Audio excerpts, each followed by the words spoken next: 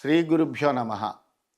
గురుర్బ్రహ్మ గురుర్విష్ణు గురుర్దేవో మహేశ్వర గురు సాక్షాత్ పరం బ్రహ్మ తస్మై శ్రీ గురవే నమ. అస్మద్గురుచరణ పాదారవిందాభ్యాం నమ.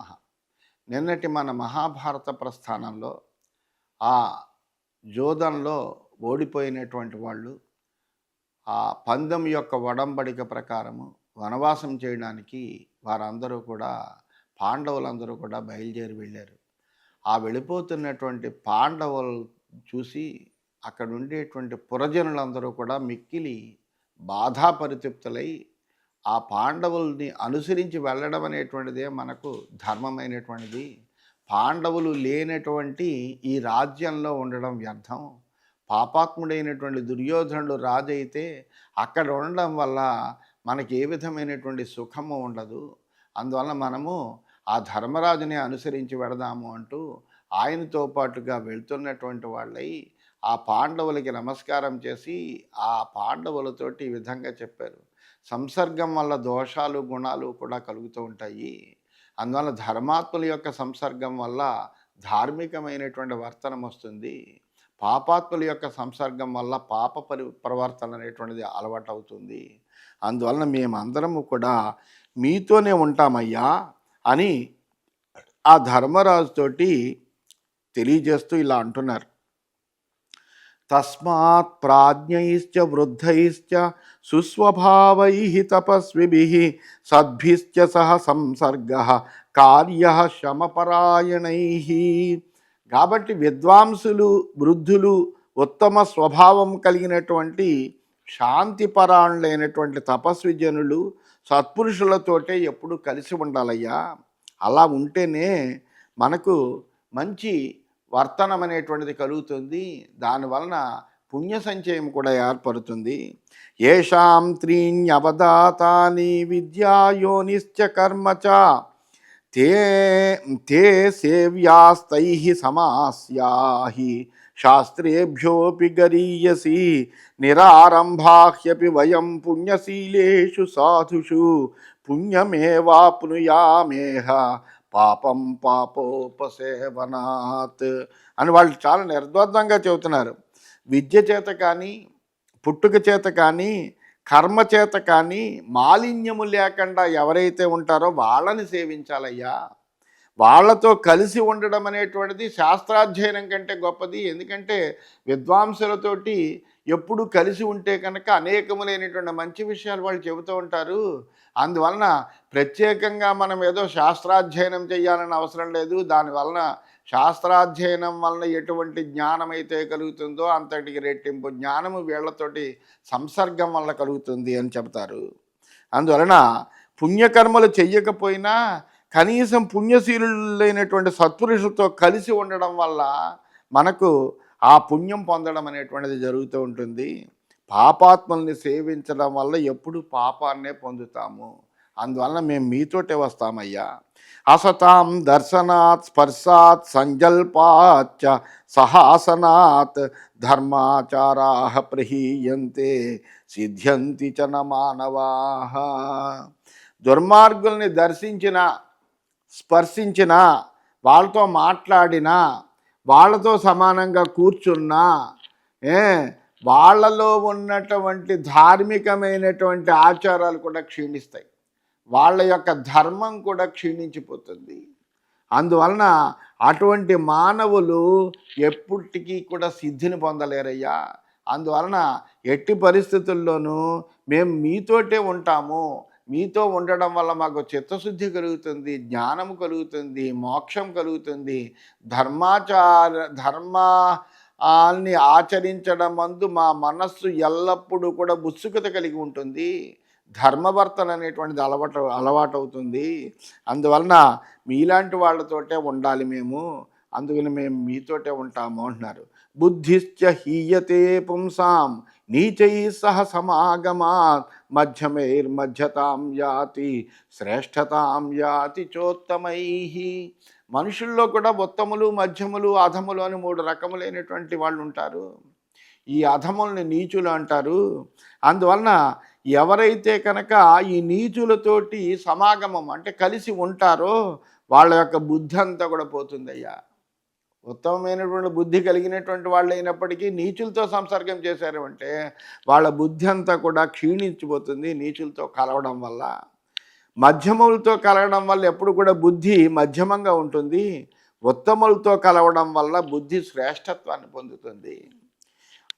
అనీచైర్నాప్య విషయైః నాధర్మిష్టైర్విశేషతః లోకాచారేషు సంభూతాః వేదోక్తాః శిష్టసమ్మతాః. అందువలన ఉత్తములైనటువంటి వాళ్ళు విషయముల ఎట్లా పరాంగుఖం, విషయభోగాలంటే ఇష్టం ఉన్నటువంటి వాళ్ళు భోగానాసక్తులు అవ్వాలి. విషయ పరాముఖులైనటువంటి వాళ్ళు, ప్రత్యేకించి ధర్మపరులైనటువంటి వాళ్ళు లోకంలో ధర్మకామార్థ సంభవాలైనటువంటి గుణాలన్నింటినీ కూడా చెప్పారయ్యా. వేదోక్తాలైనటువంటి ఆ గుణాలు శిష్ట సమ్మతాలై లోకాచారాల్లో మనకు కనపడుతూనే ఉంటాయి. అందువల్ల వాళ్ళు చెప్పినటువంటి మాట చద్ది మూటే, అందులో ఏమీ సందేహం లేదు. అందువల్ల ధర్మాత్ములైనటువంటి మీతో ఉండడమే మాకు శ్రేష్టము తప్ప ఆ పాపాత్ముడైనటువంటి దుర్యోధనుడి యొక్క రాజ్యంలో ఉండడం అనేటువంటిది మాకు ఎంత మాత్రము శ్రేయస్కరం కాదు. తే యుష్మాసు సమస్తాశ్చ వ్యస్తాశ్చైవేహ సద్గుణాః ఇచ్ఛామో గుణవన్మధ్యే వస్తుం శ్రేయోభికాంక్షిణః. ఆ సద్గుణాలన్నీ మొత్తంగాను మీ దగ్గర ఉన్నాయి, విడివిడిగాను మీ దగ్గరే ఉన్నాయి. అందువలన ఎలా చూసినా మీరందరూ కూడా సద్గుణాల ప్రోవులు, సమస్తములైనటువంటి సద్గుణాలు కలిసినటువంటి వాళ్ళు మీరు. అందువలన శ్రేయస్సును కోరుకునేటువంటి వాళ్ళం మేము గుణవంతులైనటువంటి మీ మధ్యలో నివసించాలని కోరుకుంటున్నాము అని వాళ్ళందరూ కూడా ఎంతో దుఃఖంతో ఆర్తితోటి ఆ పాండవులతోటి ధర్మరాజుతోటి చెప్పారు. చెబితే అప్పుడు ధర్మరాజు అంటున్నాడు, వాళ్ళ మాటలన్నీ విన్నాడు చాలా జాగ్రత్తగా విని వాళ్ళతో చెబుతున్నాడు. ధన్యా వయం యదస్మాకం స్నేహకారుణ్యయంత్రితాః అసతోపి గుణానాహు బ్రాహ్మణ ప్రముఖాః ప్రజాః. అప్పుడు యుధిష్ఠిరుడు చెబుతున్నాడు, అయ్యా మేము చాలా ధన్యులమయ్యా, మా పట్ల గల స్నేహము చేత కారుణ్యము చేత బ్రాహ్మణ ప్రముఖులైనటువంటి జనులందరూ కూడా మాలో లేని గుణాలు కూడా ఉన్నట్టు చెబుతున్నారు. మేము ధన్యులము, ఎందుకంటే మా యందు మీకు అందరికీ కూడా ఇంత ఆదరము అభిమానము ఉన్నాయి. అటువంటి దానికి మేము పాత్రులమయ్యాము. ఆ పాత్రులు అవడం చేతనే మా జన్మ ధైన్యమైంది. తదహం భ్రాతృసహితః సర్వాన్ విజ్ఞాపయామి నః నాన్యథా తద్ధి కర్తవ్యం అస్మస్నేహానుకంపయా. అందువల్ల సోదరులతో కూడిని నేను మీకందరికీ కూడా ఈ విధంగా విజ్ఞాపన చేస్తున్నాను మిమ్మల్ని. మా పట్ల గల స్నేహంతో దయచేత మీరు మరో విధంగా చేయవద్దు. మీరు ఇలా మాతో రావడం అనేటువంటిది మీకు అంత శ్రేయస్కరం కాదు. అందువలన వద్దు.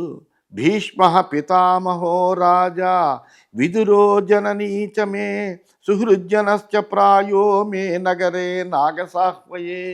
కేవలము మేము అన్నదమ్ములం ఐదుగురమును ద్రౌపదితో కలిసి మాత్రమే వనవాసానికి పెడుతున్నాము.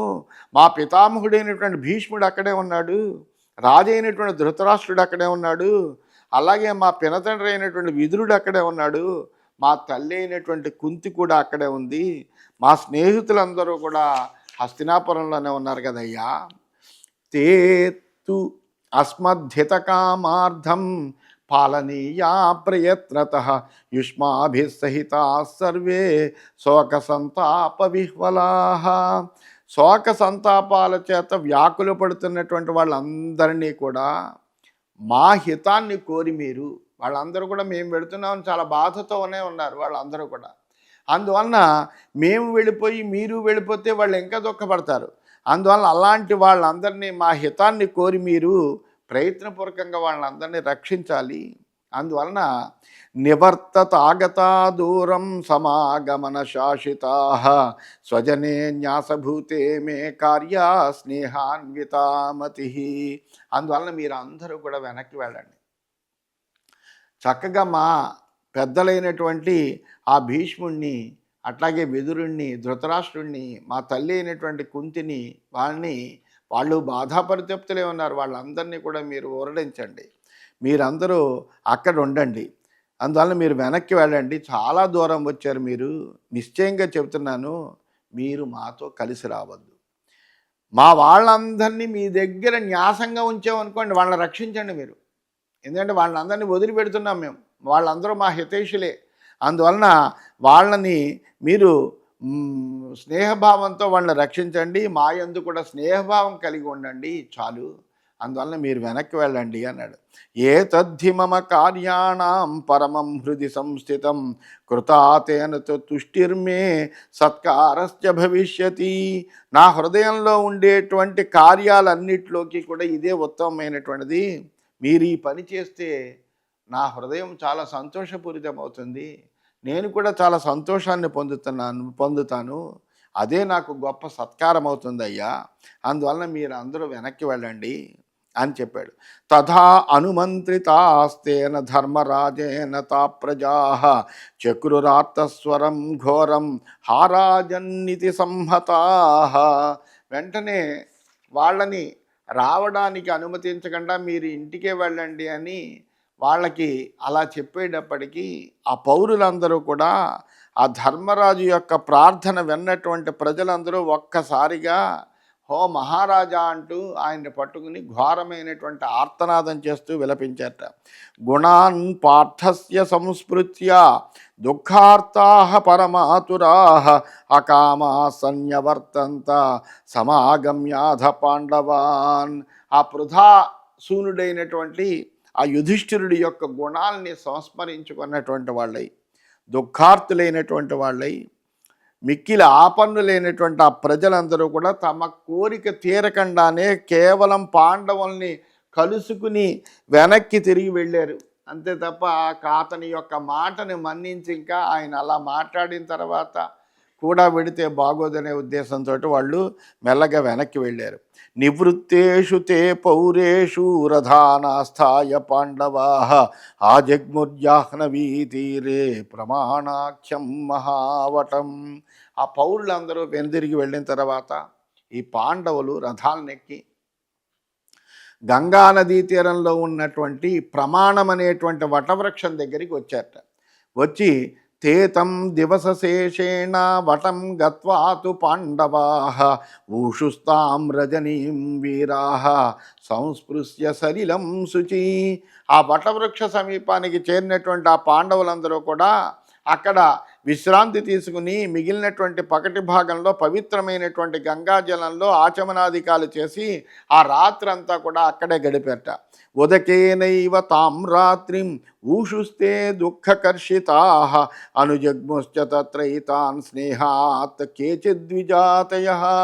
ఆ దుఃఖపీడితులైనటువంటి ఆ పాండవులు ఆ రాత్రి కేవలం నీరు త్రాగి గడిపారట, ఆహారాన్ని కూడా ఏమీ స్వీకరించకుండా. వాళ్ళ పట్ల స్నేహం కలిగినటువంటి కొంతమంది బ్రాహ్మణులు మటుకు అక్కడికి వాళ్ళు వద్దంటున్నప్పటికీ కూడా వీళ్ళని అనుసరించి కొంతమంది బ్రాహ్మణులు వచ్చారు. ఆ వచ్చిన వాళ్ళు ఎవరయ్యా అంటే సాగ్నయో అనగ్నయశ్చైవ సశిష్య గణబాంధవా సతై పరివృతో రాజా శుశుభే బ్రహ్మవాదిభి. శిష్యగణాలతోటి, బంధువులతోటి, సాగ్నులు నిరగ్నులు అయినటువంటి బ్రహ్మవాదులు అయినటువంటి బ్రాహ్మణులతో కూడి ఆ ధర్మరాజు మిక్కిలి ప్రసాదించాడు. సాగ్నులు అంటే గృహస్థులు వాళ్ళు, అలాగే నిరగ్నులంటే బ్రహ్మచారులు, అగ్నిహోత్రాలు లేనటువంటి వాళ్ళు, అందువలన అంటే స్నాతక బ్రహ్మచారులు. ఇటువంటి వాళ్ళందరూ కూడా ఈ ధర్మరాజు యందు ఉండేటువంటి భక్తితోటి, ధర్మరాజు లేకుండా ధార్మికమైనటువంటి కార్యక్రమాలే జరగవనేటువంటి ఒక బాధతోటి, ఆ ధర్మరాజు మీద ఉండేటువంటి ఆదరంతోటి వాళ్ళందరూ కూడా ఆ ధర్మరాజుతో పాటే ఉన్నారు. వాళ్ళందరితోటి ధర్మరాజు ప్రకాశించాడు అంటున్నారు. తేషాం ప్రాదుష్కృతాగ్నీనాం ముహూర్తే రమ్యదారుణే బ్రహ్మఘోష పురస్కార సంజల్ప సమజాయత. ఆ తర్వాత ప్రదోష ముహూర్తంలో చక్కగా అక్కడ ఉండేటువంటి బ్రాహ్మణులందరూ కూడా చక్కగా వేదమంత్ర ఘోషతోటి అగ్ని కార్యాన్ని చేశారట ఆ బ్రాహ్మణులు. దాంతో వాళ్ళు పరస్పరం సంవాదాలు చేశారు, చక్కగా వేద నాదాన్ని వినిపించారు. అక్కడ ఇది ఈ ప్రదోష ముహూర్తం ఎటువంటిదయ్యా అంటే రాక్షస పిశాచాదులకి రమ్యమైనటువంటిదిట. భయంకరమైన వాళ్ళకి అంటే రాక్షస పిశాచాదులతే రమ్యము భయంకరము అయినటువంటి ప్రదోషకాల ముహూర్తం అంటే అర్థం ఏమిటంటే సజ్జనులందరికీ కూడా మనోహరంగా ఉంటుంది, అలాగే దుర్జనులందరికీ కూడా అది దారుణంగా ఉంటుంది. అందువలన అది ఈ రాక్షసులందరికీ కూడా ఈ ప్రదోషకాలం అనేటువంటిది దారుణంగా ఉంటుంది, పగటి కాలం అంతా కూడా సజ్జనులందరికీ రమ్యంగా ఉంటుంది. అటువంటి ఆ ప్రదోష ముహూర్తంలో చాలా అద్భుతమైనటువంటి వేద గానంతో పరవశింపచేశారట. రాజానంతు కురు శ్రేష్టం తే హంస మధుర స్వరా ఆశ్వాసయంతో విప్రాగ్ర్యా క్షపాం సర్వాం యనోదయన్. హంసధ్వని లాగా మధురమైనటువంటి స్వరంతో ఆ బ్రాహ్మణులంతా రాత్రంతా కురుకుల శ్రేష్ఠుడైనటువంటి యుధిష్ఠిరుడికి ఊరట కలిగిస్తూ వినోదింపచేశారు. అక్కడ హాయిగా చక్కగా వేదనాదం చేశారు. తెల్లవారింది. ఆ తెల్లవారిన తర్వాత ఏం జరుగుతుంది అనేటువంటిది తెలుసుకుందాం. ఇది శ్రీమన్ మహాభారతే వనపర్వణి అరణ్య పర్వణి పౌర ప్రత్యాగమనే ప్రథమోధ్యాయ. ఈ విధంగా శ్రీ మహాభారతంలో వనపర్వంలో, అరణ్య పర్వం అనే ఉపపర్వంలో పౌర ప్రత్యాగమనం అనేటువంటి ప్రథమ అధ్యాయం ముగిసింది. రెండో అధ్యాయంలోకి మనం ప్రవేశించాం. వైశంపాయను వాచ. వైశంపాయనుడు జనమేజయుడికి చెబుతున్నాడు, ఓ జనమేజయ మహారాజా, ఇలాగా కొంతమంది బ్రాహ్మణులతో కూడినటువంటి ఆ ధర్మరాజు ఆ రాత్రి ఆ గంగా తీరమందు వటవృక్షం దగ్గర గడిపాడయ్యా. గడిపిన తర్వాత ప్రభాతాయంతు శర్వర్యాం తేషామక్లిష్టకర్మణాం వనం యియాసతాం విప్రాహ తస్తుర్భిక్షాభుజోగ్రత. ఆ రాత్రి గడిచింది, తెల్లారింది. అనాయాసంగా సత్కర్మాచరణం చేసేటువంటి పాండవులు చక్కగా వనంలోకి వెళ్ళడానికి సిద్ధమయ్యారు. ఆ సమయంలో ఈ భిక్షాన్నంతో జీవించేటువంటి బ్రాహ్మణులందరూ కూడా వారితో పాటే కలిసి వెళ్దామని వాళ్ళ దగ్గరికి వచ్చి నిల్చున్నారు.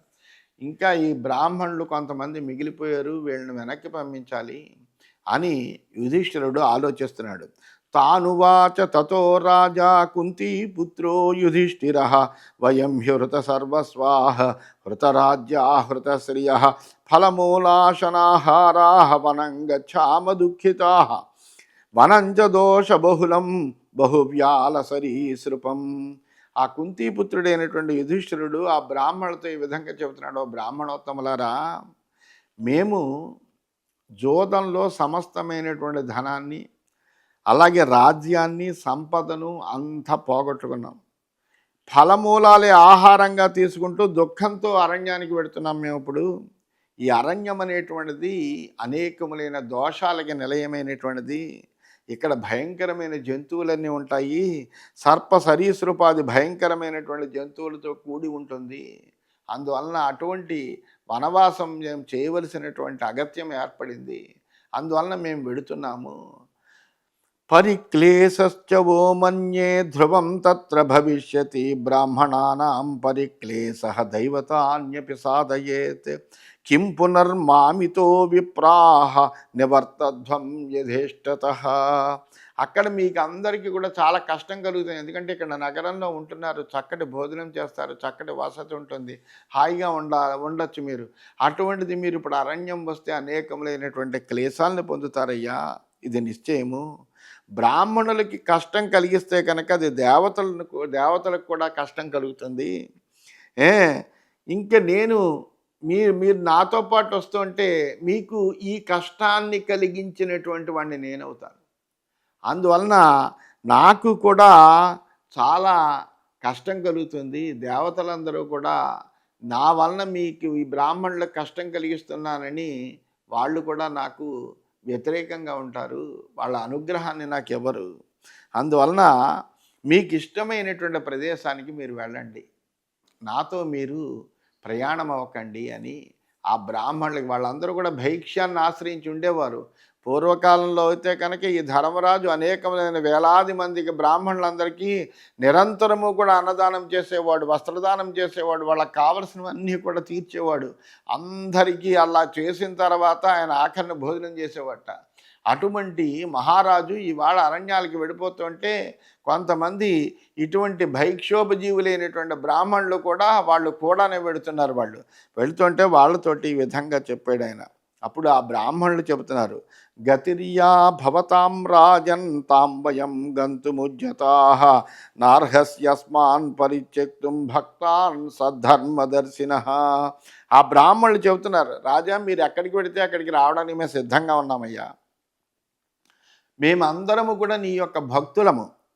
ఏ ధర్మమందు మీకు కలిగినటువంటి దృష్టి ఎలా ఉంటుందో మాకు కూడా అటువంటి దృష్టే ఉంది.